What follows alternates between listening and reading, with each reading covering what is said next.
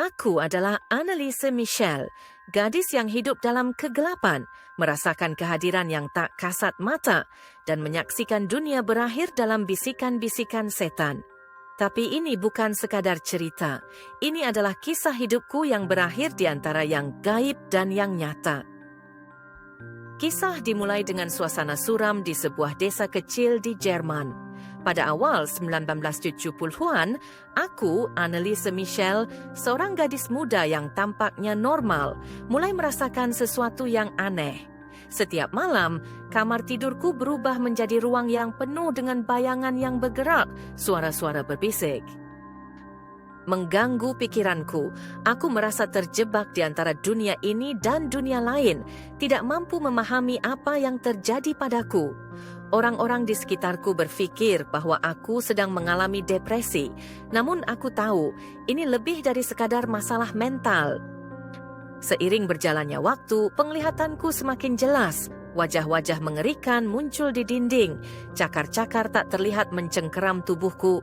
Setiap kali aku berusaha untuk berdoa, sesuatu menghentikanku, membisikkan kata-kata kotor di telingaku.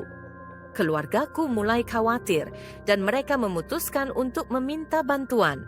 Seorang pastor datang ke rumah membawa air suci dan rosario, namun hal itu hanya membuat segala sesuatu semakin buruk. Aku bisa merasakan amarah di dalam diriku, amarah yang bukan milikku. Saat itu aku berada di puncak keputusasaan. Keluargaku memutuskan untuk melakukan pengusiran setan. Di sebuah gereja tua dengan dinding-dinding yang penuh dengan bayangan lilin, aku duduk di kursi kayu, tangan dan kaki diikat dengan tali. Pastor mulai membacakan doa-doa pengusiran setan. Ubuhku mulai bergetar, suara-suara dalam diriku semakin keras, mencoba melawan kata-kata suci. Aku tidak bisa mengendalikan tubuhku sendiri. Aku merasa terbakar dari dalam, dan teriakan keluar dari mulutku. Teriakan yang bukan suaraku. Hari-hari setelah pengusiran setan pertama adalah neraka. Tubuhku melemah, tetapi roh-roh jahat itu tidak mau pergi.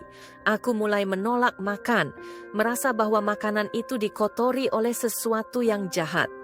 Penglihatan-penglihatan terus menghantuiku, lebih nyata daripada sebelumnya. Aku melihat malaikat yang jatuh, setan yang menari di sekelilingku, membisikkan kebencian dan ketakutan. Keluargaku, meskipun penuh dengan iman, mulai ragu. Apakah yang mereka lakukan benar-benar membantu atau justru semakin memperburuk keadaanku? Pengusiran setan terakhir dilakukan dalam suasana yang sangat tegang. Pastor dan keluargaku berkumpul di sekitar, mempersiapkan ritual yang dianggap paling ampuh. Aku sudah terlalu lemah untuk melawan, tetapi roh-roh itu masih bertahan di dalam diriku. Ketika doa dimulai, aku merasakan tubuhku dipenuhi dengan kekuatan yang mengerikan. Suaraku berubah menjadi rendah dan mengancam, berkata dalam bahasa-bahasa yang bahkan aku tidak mengerti. Sementara itu, di dalam diriku ada pertempuran antara cahaya dan kegelapan yang tak terlihat oleh mata manusia. Pada malam terakhirku, aku merasa sesuatu berubah. Ada kedamaian yang aneh menyelimutiku, tetapi juga rasa takut yang tak bisa dijelaskan. Aku tahu waktuku tidak lama lagi. Dalam momen kesadaran terakhir, aku melihat bayangan seorang pria berjubah hitam, wajahnya tidak terlihat.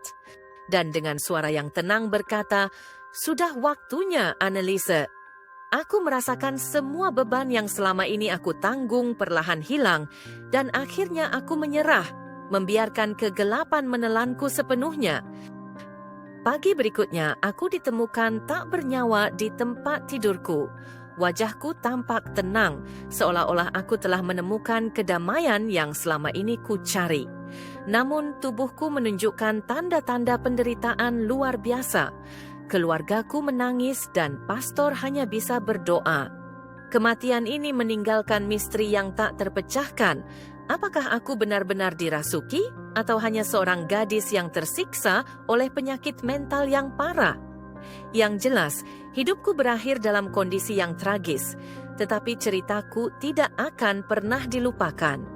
Kisah Anneliese Michel adalah pengingat bagi kita semua tentang batas tipis antara yang nyata dan yang gaib. Jangan lupa untuk berbagi kisah ini, dan jika kalian ingin mendengar lebih banyak cerita tentang dunia yang tak terlihat,